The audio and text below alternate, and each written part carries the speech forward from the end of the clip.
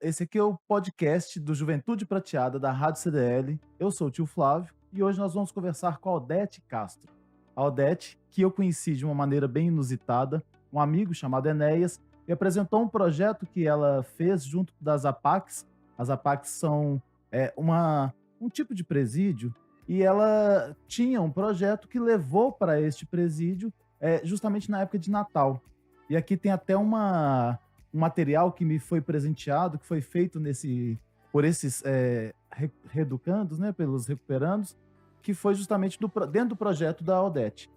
Odete, você é uma artista plástica? Não, eu não sou artista plástica, eu sou bióloga. E, na verdade, é o que eu falo, eu não tenho muito a ver com biologia. Eu tenho com gente, eu tenho com escrita, eu tenho com livros. Eu gosto muito de escrever, mas eu vim de uma geração que a mulher estava começando a ter sua fala, e você sair do interior para fazer um curso de letras na época, era quase que um curso chamado Espera Marido. E aí eu, dentro da minha revolução, digamos, início de uma revolução feminista, eu optei por fazer biologia. Mas a mais encantada com um professor que eu tinha, que era muito interessante a postura dele, eu encantei pelo professor e pela como ele explicava a biologia do que pela biologia. Mas eu nunca exerci a profissão de bióloga. E aí começa a minha vida. Eu sempre ocupei cargos públicos nesse começo, sempre escrevia, mas sempre com o crochê. Eu sempre fiz do crochê uma lição de vida. Os pontos do crochê foram me ensinando a travessia. Ah, você tem que falar pra gente sobre essa questão mesmo, porque as pessoas. Você é uma militante do Eu crochê, sou uma né? militante, Eu literalmente. vejo que você fala e posta muito sobre essa É. questão. Se é terapia, se não é. Você vai falar isso pra gente um pouquinho mais pra frente. Uhum. Mas eu queria então que a gente pudesse conversar do seguinte aspecto. Que a gente pegue assim, um retrovisor. Olha lá pra trás, né? A gente fala que às vezes olhar pra trás não seria o adequado, que a gente tem que caminhar olhando pra frente, mas eu acho que o passado nos ensina tanto, né? O Belchior falava que o passado é uma roupa que não nos serve mais. Nessa hora, ele não desprezava o passado, ele falava que o novo também sempre vem. O que que é? O que que você vê no seu retrovisor? Eu vejo o crochê me ensinou isso, eu vou te explicar por quê. Eu sou de uma família de interior, uma família classe média super normal, a maioria das mulheres eram professoras, todas eram ligadas à educação. Meu pai é um homem que era comerciante, motorista de caminhão, e eu fui criada numa família muito sem problema, para te falar a verdade. A minha vida foi muito calma, muito mimada, muito cheia de amor, muito acarinhada. E quando eu vim morar aqui em Belo Horizonte, foi essa trajetória normal. Faz vestibular, faz biologia, e só que eu Pela fui influência do professor, né? E não pela por influência do amor professor, à não por área. amor, mas eu fui trabalhar em órgão público. Uhum. Eu lembro que meu primeiro emprego foi no Plambel, depois fui para a Metrobel, na antiga Metrobel, e ali eu tracei meu caminho super normal, como toda mulher vinha para estudar, casar, ter filhos. Até aí tudo tranquilo, foi o que aconteceu. Emprego bom, vida definida, primeira filha feliz, saudável, inteligente. Ok, era a vida programada de uma mulher classe média no Brasil. Como é que chama a sua primeira filha? Laura. Laura. Até que em 1987, com 29 anos, na segunda gravidez, que nessa época era muito limitado, ultrassom, não tinha nada. Eu fui ter uma criança, eu sou muito fácil de parto. Minhas filhas nascem assim, sem maiores problemas. E aí, de repente, a minha filha nasceu sem ar, ela nasceu sem respirar e começou a luta que ela nasceu com uma síndrome muito rara, chama Rubinstein-Tai. Na época era totalmente desconhecida. E aí minha vida virou de cabeça para baixo. Primeiro porque isso tem 35 anos. Uhum. Eu não sabia, a criança atípica, uma pessoa atípica na família, a gente não conversava sobre isso, eu não conhecia. O máximo que eu conhecia era alguma criança com síndrome de Down, que naquela época era praticamente chamado de mongoloide. Mongoloide. retardado. O retardado, Eu até vi no seu livro, falando sobre retardado, a gente vai falar do livro daqui a entendeu? pouquinho também. Então, o primeiro choque de realidade que eu tive com as palavras foi isso. Eu fui levar a Laura na escola, encontrei com uma colega de serviço, Beatriz tinha 1 mês. E ela falou: Nossa, Odete, está um comentário muito grande lá na empresa que a sua filha é retardada. Essa palavra, ela caiu em mim assim, eu não sei te explicar o Uhum. efeito que ela me deu. Ela foi Devastadora. devastador, um banho de realidade. Só que eu cheguei em casa e eu comecei a falar, retardada, retardada, eu tenho muito isso, eu preciso de ouvir o som da palavra. Uhum. E aí eu fui pro dicionário e olhei retardada. O que é retardada? Uma pessoa que tem um atraso de qualquer coisa, ou é mental, ou é de fala, ou é de marcha, ou é de capacidade de interpretação. Então a palavra retardada, ela não tem nada de errado com ela. Uhum. Se você for pensar dentro do diagnóstico que o médico estava dando para minha filha, realmente ela encaixava ali, de verdade, ela era retardada. Ela ia ser uma criança que ia ter um atraso de fala, ela ia ter um atraso de compreensão, ela ia ter um atraso intelectual. Então, a palavra não é errada. Errada foi que as pessoas passaram a usar o retardado como sentido pejorativo, como adjetivo negativo, xingamento. Aí que ela ficou com esse peso, realmente, Aí né? a palavra ficou com esse peso É. muito forte. E foi daí que eu vi a necessidade de começar a criar um projeto para as pessoas entenderem como que as palavras podem ser curativas ou podem ser destrutivas. É. Destrutivas. Eu vou até pegar uma frase sua também, para já usar aqui no meio dessa conversa, porque no livro que você tem, o livro chama Rubi. Rubi. Foi o primeiro livro? É o primeiro livro. O Rubi, ele foi para poder desabafar um pouco? Foi. Foi O Rubi, eu um falo. divã?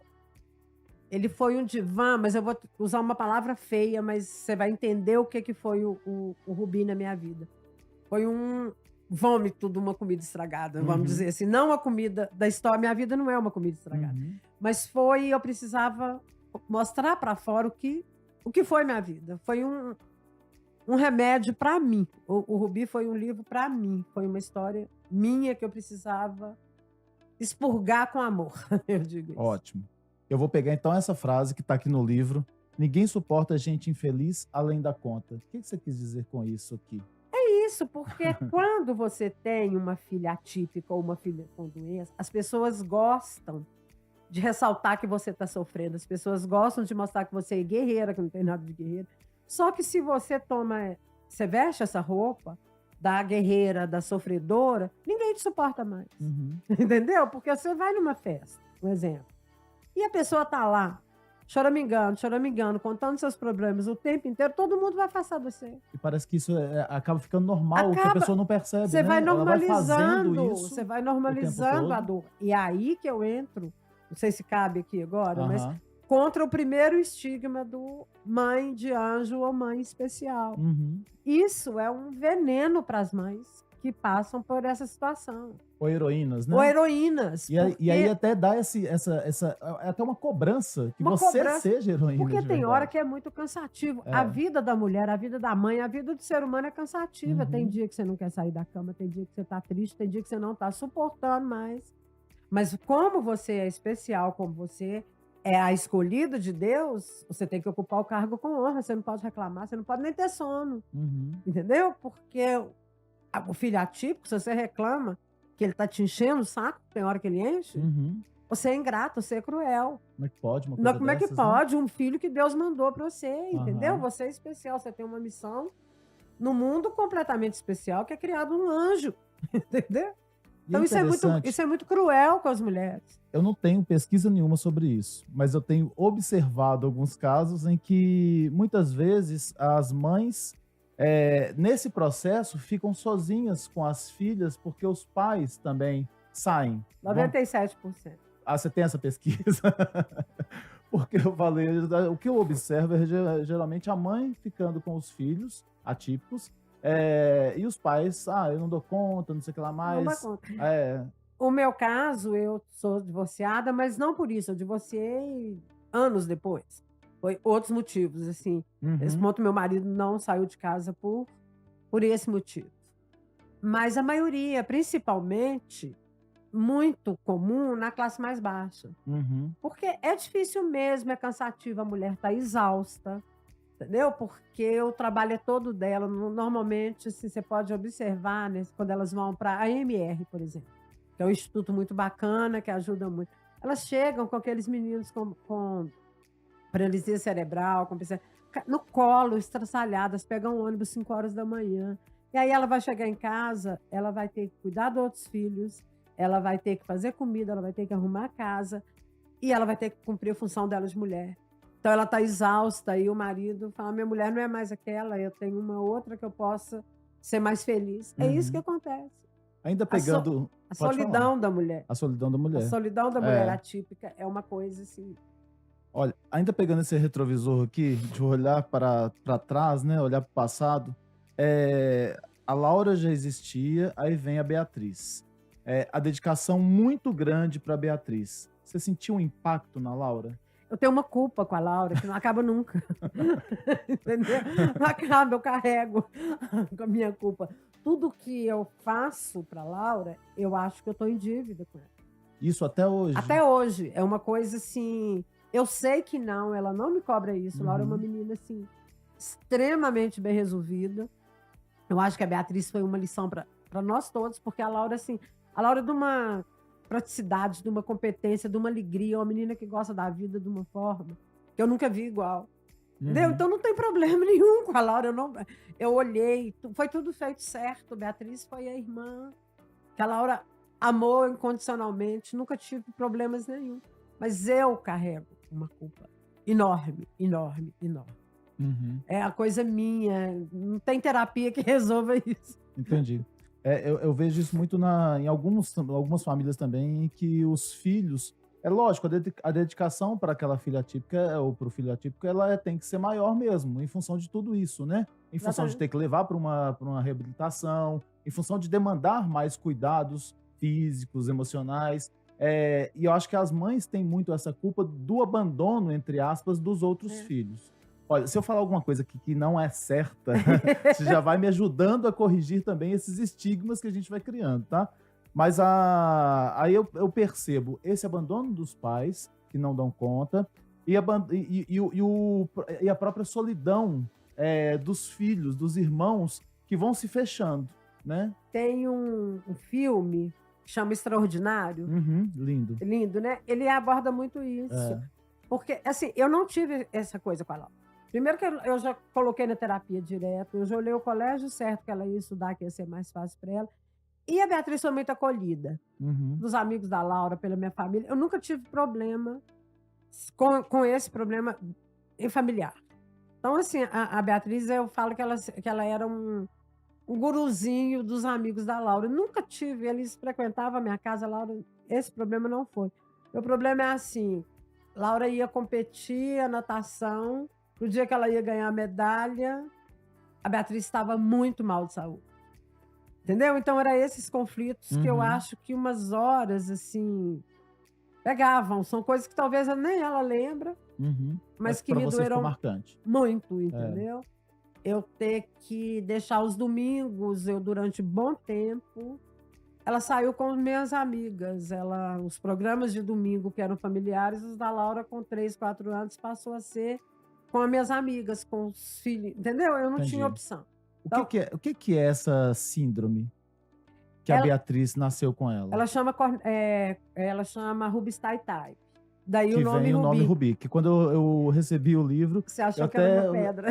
eu fiquei assim: "Gente, da onde que vem o Rubi? Será que é um nome de alguém, alguma coisa assim?" Aí depois que vem realmente esse nome da síndrome, que é difícil de falar. As pessoas pensam que eu pus Rubi é porque já vem aquele capacitismo, que a Beatriz era uma pedra preciosa, entendeu? Ah, ótimo. É, Então, antes de falar da síndrome, o que que é, na verdade, o que que é esse termo que a gente fala de capacitismo? na verdade, capacitismo é o preconceito, Ah, mas é um preconceito despistado e não preconceito.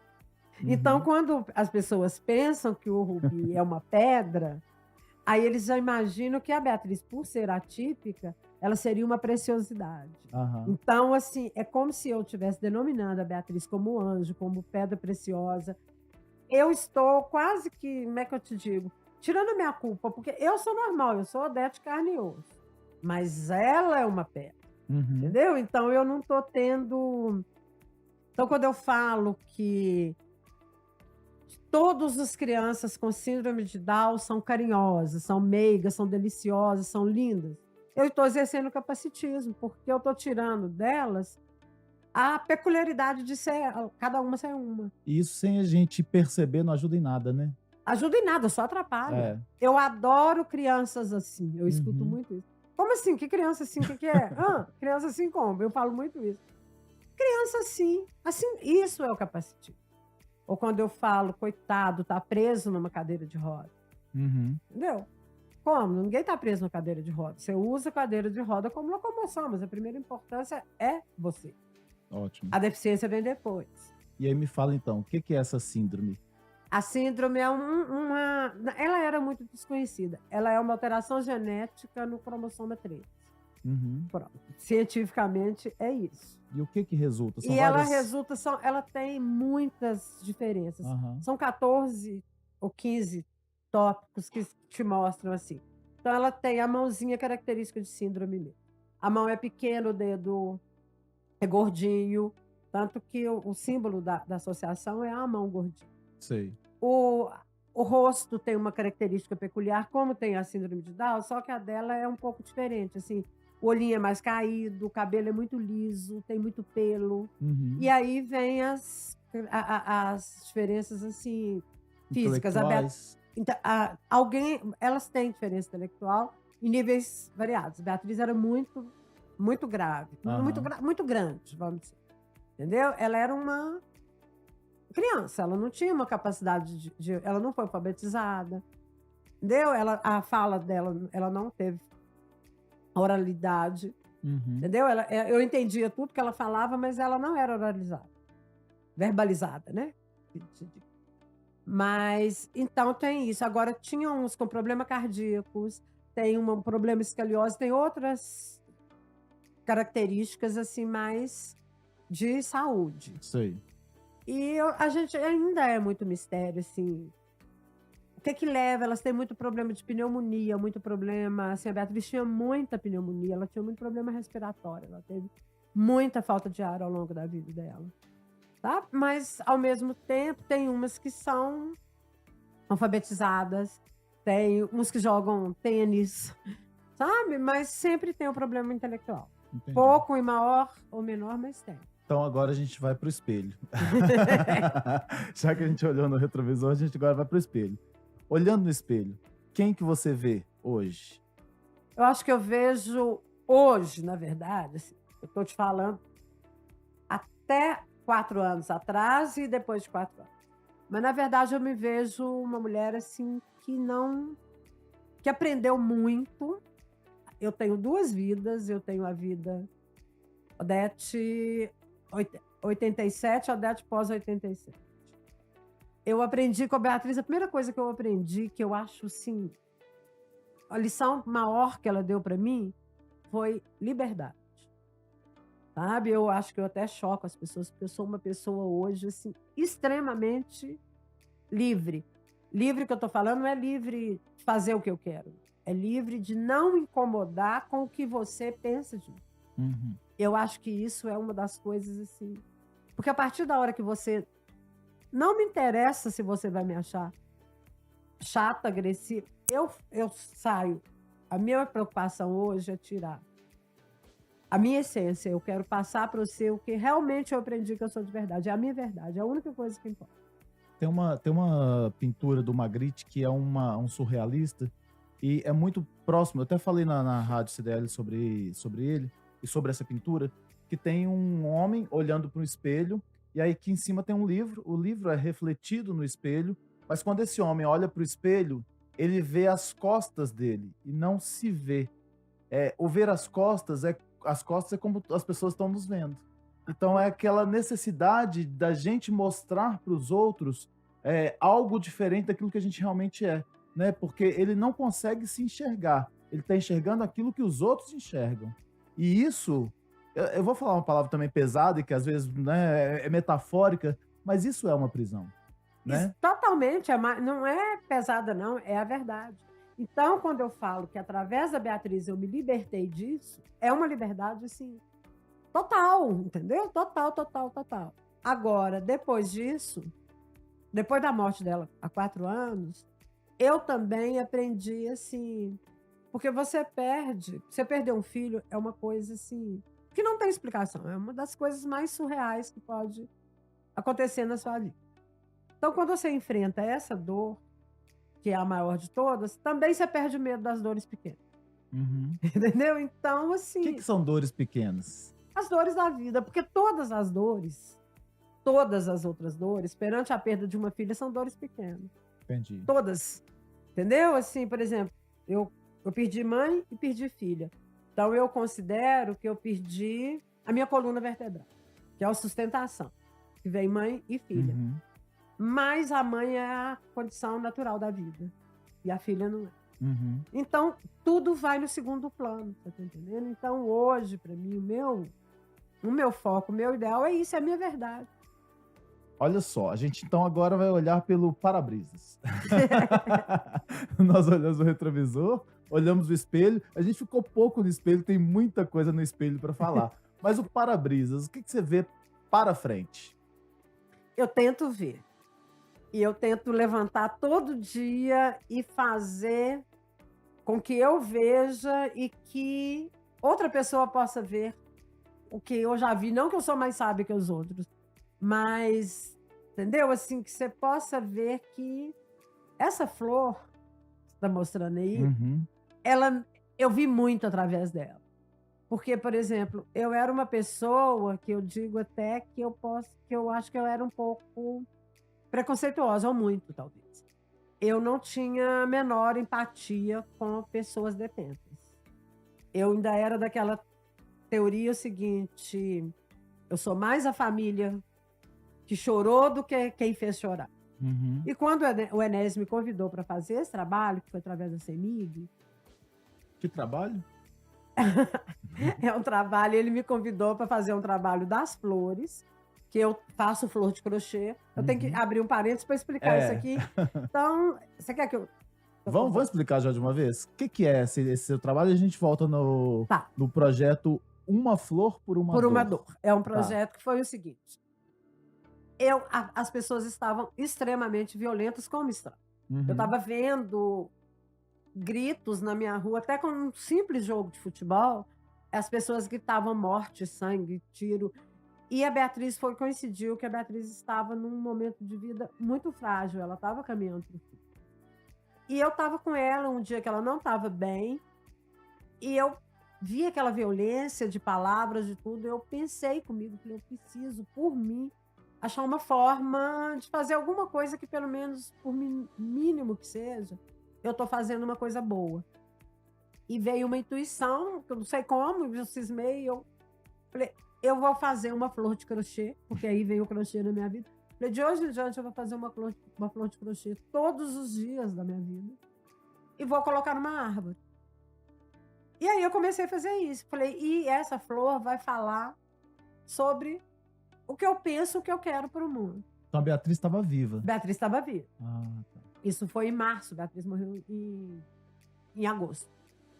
E o crochê já fazia parte da sua vida? Você já gostava? O crochê faz parte da minha vida desde 5 anos de idade. Então já- Entendeu? E eu não sou boa crocheteira. Eu uso o crochê para elaborar minha vida. Os Aham. pontos do crochê elaboram toda a minha vida. Uhum. Tudo. Então, voltar ao passado é um ponto do crochê que tem que ser volta atrás para ressignificar o futuro. Uhum. Entendeu? É o Uhum. que o crochê me ensinou. E aí eu comecei a pôr a flor nas árvores e esse projeto cresceu, todo mundo perguntava, todo mundo filmou e ficava bonito você passar lá e olhar uma Mas você flor. colocava flor em que árvore? Eu moro no Sion, eu Ah. morava na eu colocava na Praça Nova York, que era mais perto, porque Sei. até então eu não podia sair muito de casa, É. por causa da Beatriz. Então a Praça Nova York era muito perto. Aí você fazia flores como essa, desse tipo assim, e ia É. colocando nas árvores? Nas árvores, todos os dias. Essa aí não é exclusiva minha, é deles. É deles, dos recuperantes da A PAC. minha tem um tipo forte. Na cor que eu tinha, na lã que eu tinha, eu ia lá e sempre eu dedicava para uma causa. Aham. Ou uma mulher que foi assassinada, ou um preconceito racial, ou alguém que partiu desse mundo. Sempre tinha, pelo Brasil, pelo preconceito, sempre a flor do dia era dedicada por algum movimento social. E aí a CEMIG descobriu e me convidou para fazer esse projeto com os detentos. E a CEMIG, então, ficou sabendo, aí queria fazer uma decoração de Natal De diferente, não é isso? diferente, mais inclusiva. E aí me chamou, Aham. tá? E eu nunca tinha parado para pensar na vida das pessoas detentas. Foi a primeira vez que eu fui na PAC, eu lembro que eu fui com o Enéas e com o Marco Antônio da CEMIG, Marco Antônio Lage. o Marco Antônio Lage, que na época era. E eu lembro que ele me falou, se você quiser, e era o Maurílio também, que era Ah, sim, do da Minas pela Paz. do Minas Chega um pela pouquinho seu Paz. microfone pra perto de você aí. E eu lembro que o Maurílio me falou, se você quiser perguntar para eles o que eles fizeram, eles vão te contar. Eu te aconselho a não perguntar nada. E foi isso que eu fiz. Então, a hora Isso que eu para os entrei, recuperandos da APAC, do né? Recuperando a A PAC, APAC é uma associação de proteção e assistência aos e reabilitação dos condenados, condenados, né? né? Então, na hora que eu entrei naquele portão da PAC, eu falei, bom, aqui eu deixo a Odete lá atrás e eu estou entrando no novo. E foi a coisa mais bonita que aconteceu, uma das coisas na minha vida que eu aprendi a não julgar. Ali dentro eu realmente consegui não ter uma curiosidade para saber o que foi feito antes. Eu só me interessei para o trabalho que nós íamos oferecer. Eu propus para eles assim, essas mãos que às vezes por algum momento não foram legais, vão deixar um legado bom para a cidade.